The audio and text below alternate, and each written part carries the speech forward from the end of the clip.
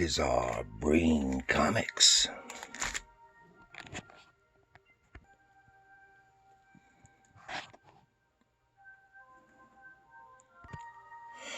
Hello, my comic book friends. This is Gary, your host for Bizarre Brain Comics. And if you've followed along with me for any length of time, you know that I seldom do comic hauls, but once in a while I do. And that's what we're going to do this time. I recently paid a visit to an antique mall, the Brass Armadillo, here in Denver, and come away with a fistful of comics, and I thought I would share them with you here. But first, I wanted to remind you that you, if you so desire, can get your own original comic character cards or other characters. They don't have to be comics. Comic books, comic strips, etc. Star Trek, Star Wars, mythological characters, what have you. An original piece of artwork for you for a very reasonable price.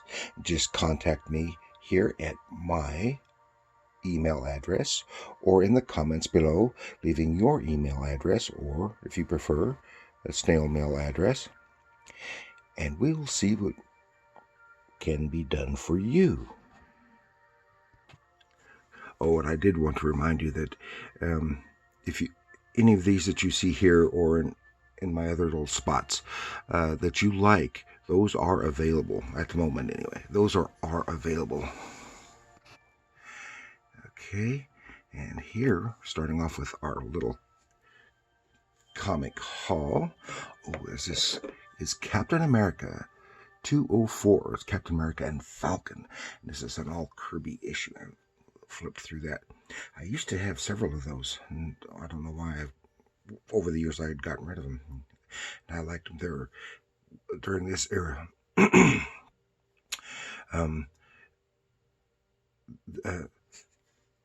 While Kirby was editing and writing, as well as drawing the Captain America and Falcon, they were all kind of out of the rest of the continuity. I mean, they're off doing their own things. It did little with characters from other titles, or in very little interweaving of plots from other titles.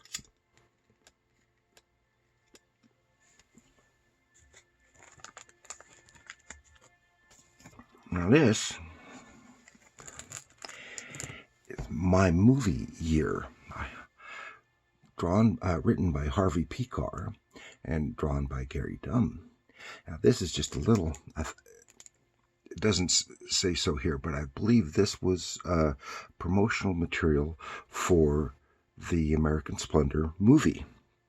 And it was, if I remember correctly, also later reprinted in Our Movie Year by graphic novel. It's not a novel, by Harvey Pekar,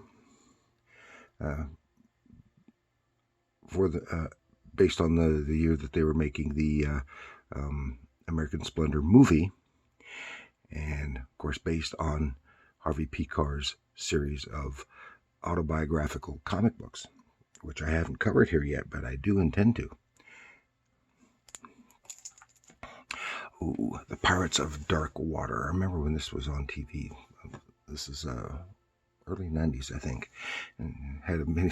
I think this is part 2 of a all-new 3-issue saga. It had a continued storyline, and this was a show from Hanna-Barbera. It said, now a 9-issue limited series, which means it's being canceled with the next issue. But they needed to do the complete the story with the next issue. You'll probably be seeing that. Popeye. Oh, this is a rough reading copy of a Popeye from Gold Key Comics. And this is from about 79, I think it was. Oh, Punisher Summer Special. This has some cool stuff. And this is 250. This is also in the early 90s. And this is can't remember if that's saddle stitch or square bound. Heavier paper, really looks almost science fiction with the fantastical looking guns there, when the Punisher usually was portrayed with more realistic weaponry. There's a couple of stories in that one. City of Heroes. This is a title I had never, I was unfamiliar with, and they had a few issues of these. I thought I'd try one, and I picked the one, and they showed them being published by two different publishers. This is Image, and the others were I've forgotten the publisher, but this has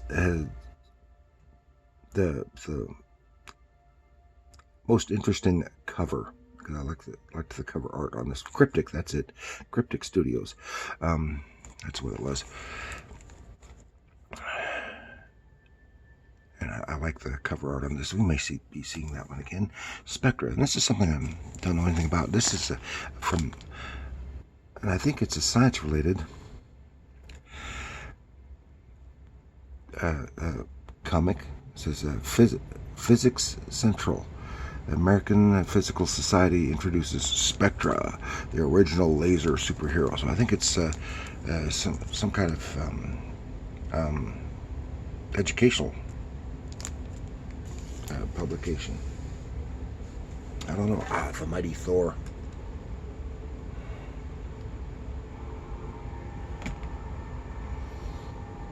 The Terminus Factor, 64 pages.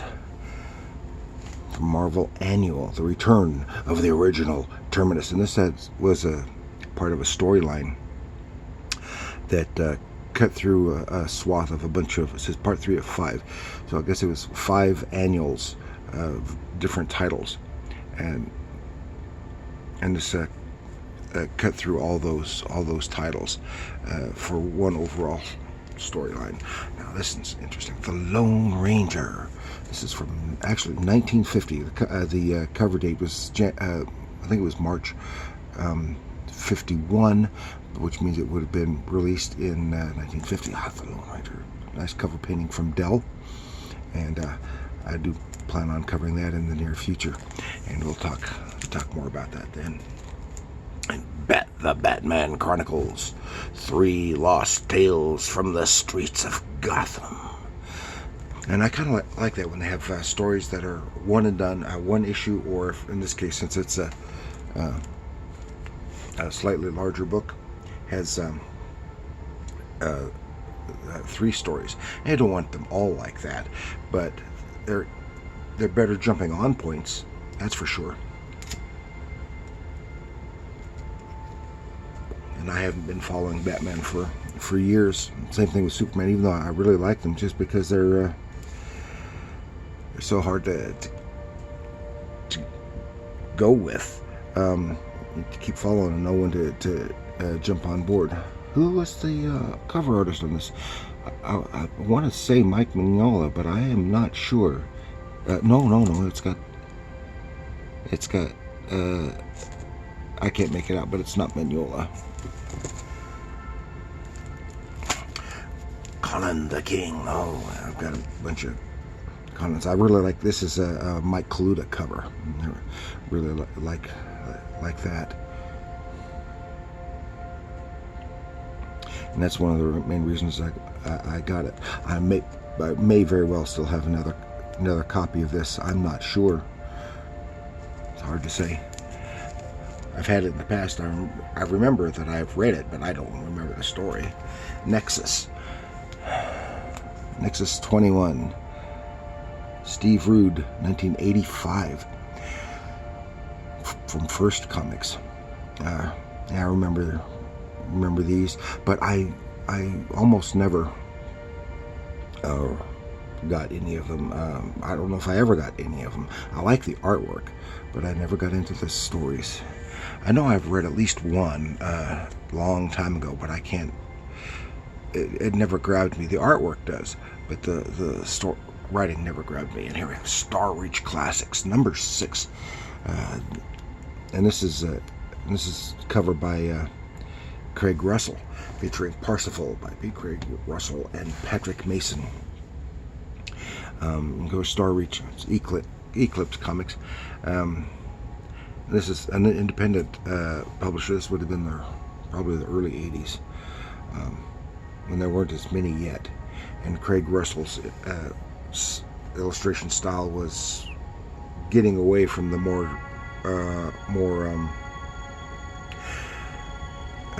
common superhero style. It became more stylized and a more lovely line, and somewhat more stylized. And he got into the fantasy and the stuff like mythology. Here, Parsifal, and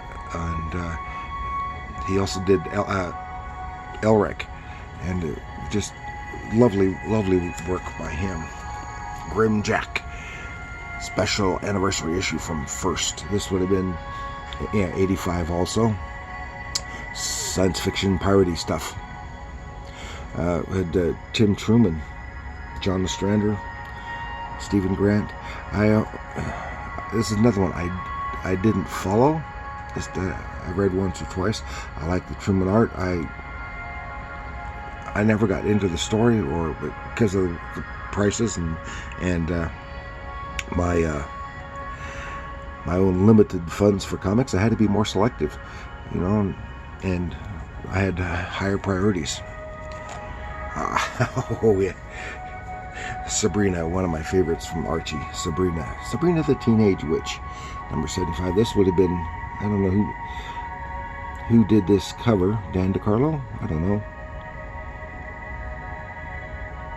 I can't say, but Sabrina was always fun. This is before Salem became a larger character, and when they turned him in before they turned him into a black cat, they kept him an orange tabby. I like Sabrina.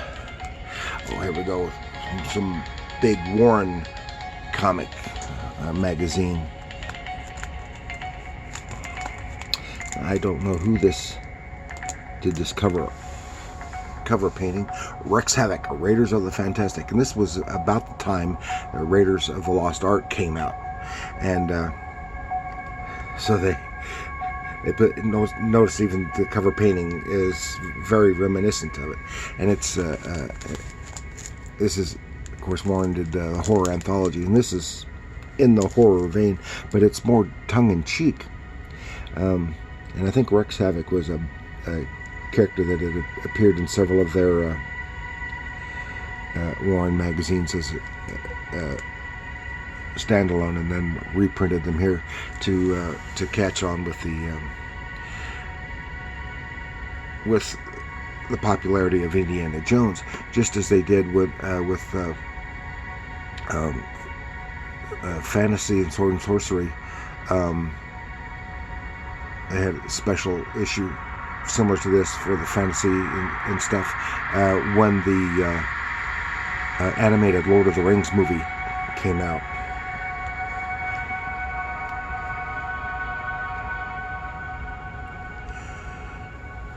This is it. And they're busting monsters right and left. And then, okay, here we have,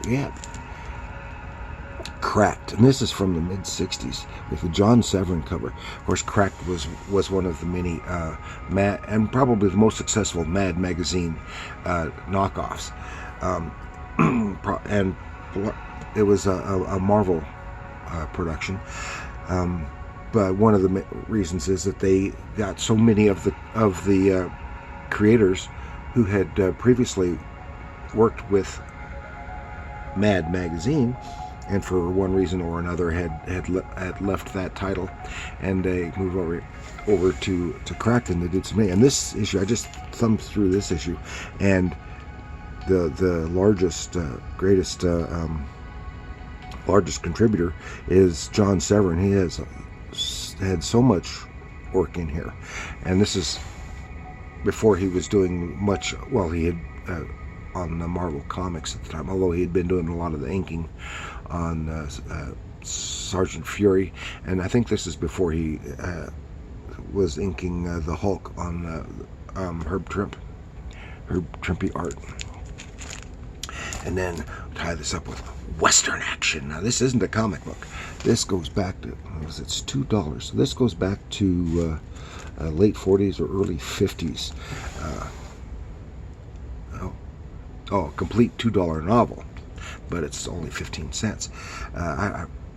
This is a pulp magazine, and I like pulps. I've got a handful of pulps, which I intend showing sometime. A nice cover painting, and it's a little fragile. I want to read it, but I'm a little timid on reading it because of the fragility. Several of the pulp magazines that I've got, I have read without a whole lot of problems associated. Of course, it's in rough condition, and it costs very little because it's in such bad shape, which is one of the reasons why, if it were in good shape, real good shape, I probably would not want to read it, just because I wouldn't want to damage it. But I got it primarily to read. So that's all I've got this time, and that is my comics haul from Brass Armadillo from this past weekend. So thank you very much for joining me. Please like, share, subscribe, and leave a comment. And we'll see you next time. And remember, comics are art.